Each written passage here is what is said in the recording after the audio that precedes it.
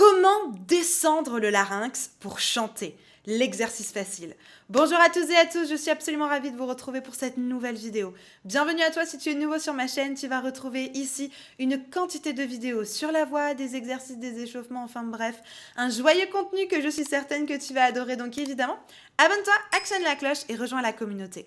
Alors vous avez été beaucoup dans les commentaires à me demander une vidéo sur comment descendre le larynx. Parce que c'est vrai que j'en ai déjà parlé dans plusieurs vidéos de cette tendance, surtout dans les aigus, ce faux pas à ne surtout pas faire dans les aigus ou alors à faire un tout petit peu.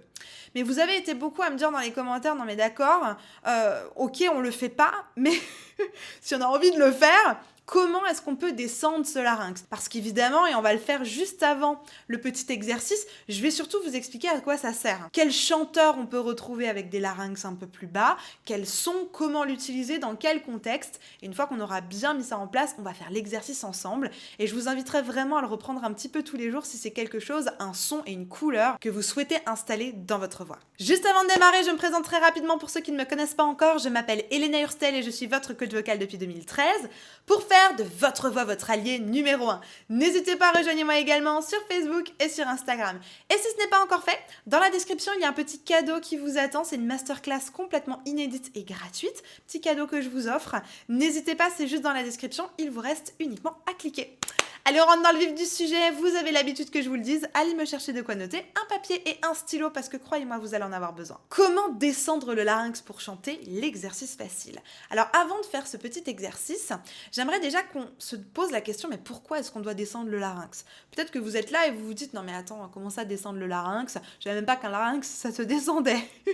Oui, ça peut être intéressant. Dans certaines formes, dans certaines chansons, dans certains registres, dans certains... je sais pas, dans certaines couleurs, d'avoir un petit larynx bas. Moi, c'est quelque chose que j'utilise beaucoup, par exemple, quand je chante du gospel, notamment dans mes graves ou dans mes médiums. J'essaye de pas trop en mettre dans les aigus parce que j'en ai déjà parlé dans d'autres vidéos. C'est un peu craignos et ça peut vous faire un petit peu mal. Moi, je sais que j'ai suivi des méthodes qui me disaient de descendre le larynx dans les aigus et ça m'a plus apporté de problèmes qu'autre chose. Pourquoi ? La simple raison est que le larynx, en fait la position du larynx, va vous aider à tirer vos cordes vocales, à les étendre, et des cordes vocales étendues vont vous donner une note plus ou moins aiguë. Dans les graves, les cordes vocales ne sont pas tellement étendues, elles sont petites. Plus on va dans les aigus, plus les cordes vocales ont besoin d'être étendues. Et c'est notamment avec le fait que le larynx se lève que vous allez sentir des cordes vocales étendues. Bon, ceci étant dit, si vous souhaitez aller chercher des aigus, ça va nécessiter une position haute, naturellement, du larynx pour produire et étendre ces cordes vocales. Donc si naturellement vous tirez votre larynx vers le bas, ou je modère mon propos, si vous le tirez beaucoup trop vers le bas, vous n'allez pas réussir à atteindre les notes que vous souhaitez. Moi, ça a été mon erreur pendant des années, j'ai toujours entendu ça, qu'il fallait dans les aigus descendre le larynx. Je me suis fait super mal, ça ne fonctionnait pas, j'avais un plafond super tôt. Et maintenant, ça fait depuis que je travaille avec la CVT, je vous mets la vidéo de la CVT juste ici, depuis que je travaille avec eux, j'ai complètement changé ce mode-là. Je le descends un tout petit peu mon larynx de temps en temps, mais de manière générale, il est haut en fait. Et dans sa hauteur, je peux modifier un tout petit peu comme ça la descente de mon larynx, mais pas autant que ce qui est possible de faire dans les médiums et dans les graves. Donc de manière générale, on va chercher à descendre son larynx pour plusieurs raisons. Pour avoir un peu plus de résonance grave, par exemple. Je vais vous prendre Amazing Grace dans les médiums, sans le larynx bas, avec un larynx au milieu. Amazing grace, how sweet the sound. Par exemple, je rajoute un larynx bas pour que ça vous donne une idée du son. Amazing grace, how sweet the sound. Bon, j'ai un petit peu exagéré le son pour que vous entendiez la chose, mais ça donne tout de suite un côté très enveloppant, équalisé grave, on pourrait dire ça, un peu plus rond, etc. Donc c'est quelque chose qui peut être intéressant. Vous chantez de la pop, je vous conseille pas forcément de faire ça. Ça s'y prête pour le gospel, ça s'y prête pour le blues. Il y a certains styles pour lesquels le larynx bas est vraiment bien utilisé, mais pas pour tout le monde. Dans la country, par exemple, on va jamais descendre son larynx. En tout cas, je l'ai jamais entendu. Bien au contraire, dans la country, on va le lever un petit peu. Donc aujourd'hui, on va regarder, on va mettre un exercice en place pour que vous puissiez le faire très facilement. Juste avant de continuer, n'oublie pas de liker cette vidéo. Donc la première étape, avant de passer sur l'exercice, c'est déjà de chercher des références. Je vous en parle tout le temps dans mes vidéos. Vous ne pouvez pas juste, installer une technique avec les références des autres. Donc la référence, la première que j'ai envie de moi vous donner, parce qu'évidemment pour que vous puissiez l'installer, je vais vous donner mes références, mes sons, mes sensations, etc. Mais il va falloir ensuite que vous puissiez noter les vôtres. Donc on va commencer. Moi, pour descendre mon larynx, par exemple, je conseille à mes coachés de bâiller. Donc on y va, on bâille. Et on essaye de dire une phrase en bâillant. Ça fait un peu le géant vert ou le Père Noël. Donc là, vous avez 3 références. Bâiller, qui est un souvenir ou qui est quelque chose de très concret à faire. On pourrait dire quelque chose de logique.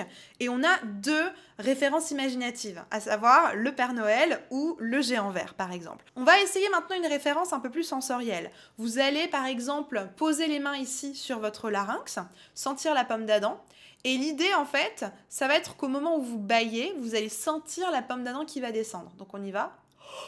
Là, elle est passée ici, ma pomme d'Adam. Si je vous montre en même temps le trajet... Donc, vous pouvez essayer de sentir un relâchement, peut-être au niveau de la gorge, quelque chose de très relâché et de très détendu. Moi, je ne suis pas très kinesthésique, mais moi, je sens vraiment comme si j'avais un bloc ici qui descend un peu plus bas. Donc ça, encore une fois, c'est mes repères, c'est mes références. Le Père Noël, le géant vert, le fait de bâiller et de sentir un bloc, c'est mes références. Essaye chez toi, essaye de reproduire à partir de mes références, mais très important ensuite, note-toi tes références. Parce que c'est tes références qui vont te permettre par la suite d'y retourner très facilement. Ensuite, de manière visuelle, si on peut avoir quelque chose de plutôt visuel, je te propose de prendre tes mains, par exemple comme ça, et au moment où tu vas bâiller, de les descendre. Pour que visuellement, tu vois quelque chose qui fait le même mouvement que ton larynx. Donc on y va, on met les mains et on bâille. Voilà, juste pour avoir encore un nouveau repère. Et pour avoir un dernier repère, je vais te faire le son. Par exemple, un oh. Essaye de reproduire ça. Essaye de copier mon son. Encore une fois. Oh. Super. Encore une fois. Oh. Moi, ça me fait penser au paquebot qui arrive. Oh. Oh. Ça peut être autre chose, mais essaye de me décrire le son. Parce que peut-être que ça va être plus facile pour toi d'avoir un repère auditif. Donc essaye de me décrire le son. Il est comment ce son? Est-ce qu'il est plus enveloppé? Est-ce qu'il est plus rond? Etc. etc. Moi, je le sens un peu plus velours. Un peu plus tissu épais, quoi. Essaye de me dire comment tu ressens ce son, qu'est-ce que tu entends. Maintenant qu'on a fait ces repères et que tu me les as notés sur une petite feuille, c'est très important que tu les notes, c'est pour ça que je te demande à chaque fois de prendre un papier et un stylo. On va aller faire un exercice avec ça. L'exercice ne va pas fonctionner si tu n'as pas préalablement installé le son avec mes références en cherchant les tiennes. Donc c'est important, si jamais c'est pas encore assez précis, que tu mettes pause sur la vidéo et que tu ailles chercher tes références. Donc on va aller faire un petit exercice, on va partir autour du Do 3. Qui se trouve ici, et on va juste aller faire un aller-retour en fait entre un larynx milieu, qui serait un larynx de voix parlée par exemple. Alors il y a certaines personnes qui parlent avec un larynx bas, mais c'est plutôt rare. Donc juste un larynx normal, sur un A par exemple, A, donc un larynx que vous auriez dans n'importe quelle situation quand vous chantez. Ah, et ensuite je vais bâiller à l'intérieur. Moi c'est mon meilleur levier, mais essaye de voir quel est le tien. Est-ce que c'était plutôt auditif? Est-ce que c'était plutôt kinesthésique? Est-ce que c'était plutôt imaginatif? Est-ce que c'était plutôt visuel? Essaye de voir la référence qui t'a aidé le plus. On va essayer avec le bâillement. En tout cas moi je vous donne celui-là parce que c'est celui qui fonctionne le mieux chez moi. Donc on y va, A normal, A, je bâille, A, et je remonte, A, et je monte, A, je bâille, A, et je remonte, A, ah, je baille. Ah, et je remonte. Ah, et ici.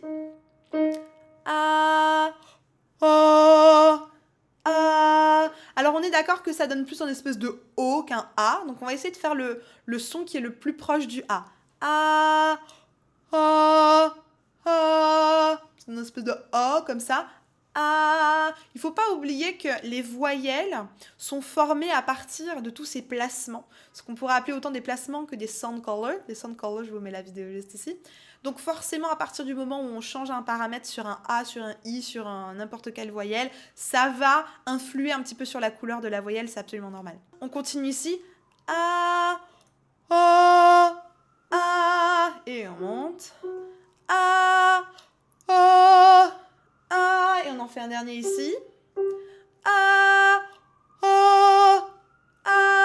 Je m'arrête volontairement là pour les femmes, c'est le sol 3, parce que au-dessus de ce sol 3, selon moi, à partir du sol dièse 3, du la 3, on commence à rentrer doucement dans le haut des médiums, voire dans les aigus. Et là, très clairement, il va falloir vraiment faire très très attention à cette histoire de mobilité laryngée. Parce que là, on peut descendre vraiment bas et avoir deux sons très différents. Plus vous allez monter dans les aigus, moins il va falloir descendre. Au contraire, il va falloir un petit peu plus monter votre larynx, comme ce que je vous disais plus tôt. Pour vous donner un exemple un peu plus concret, la semaine dernière, dans mon accompagnement de groupe, qui s'appelle l'accompagnement Silver, il y avait justement la semaine sur les sound colors, et il y avait en vidéo, en première ou deuxième vidéo de la semaine, la vidéo sur la mobilité laryngée.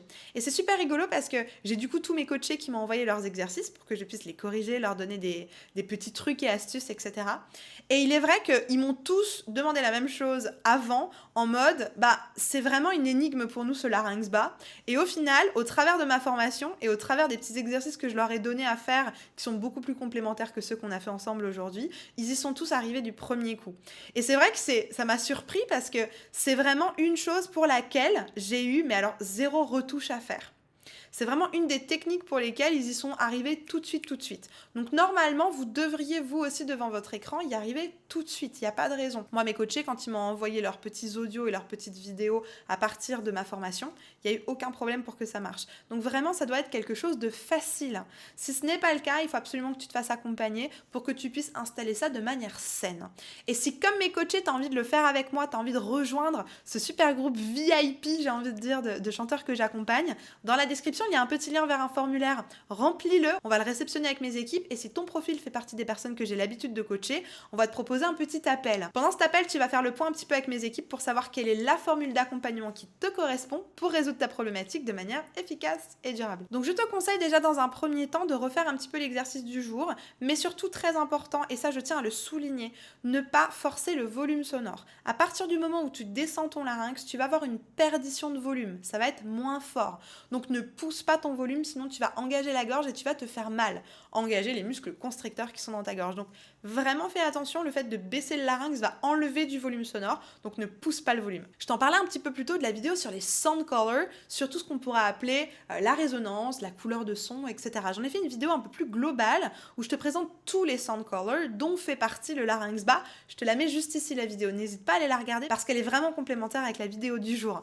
En attendant de te retrouver juste ici tout de suite, je te souhaite une bonne journée, une bonne soirée. N'oublie pas, like la vidéo, abonne-toi à la chaîne et évidemment partage la vidéo à quelqu'un qui pourra en avoir besoin. Et vous avez l'habitude que je vous le dise, croyez en vous, tout est possible. Je vous assure, tout est possible. Allez, à tout de suite, on se retrouve dans cette vidéo.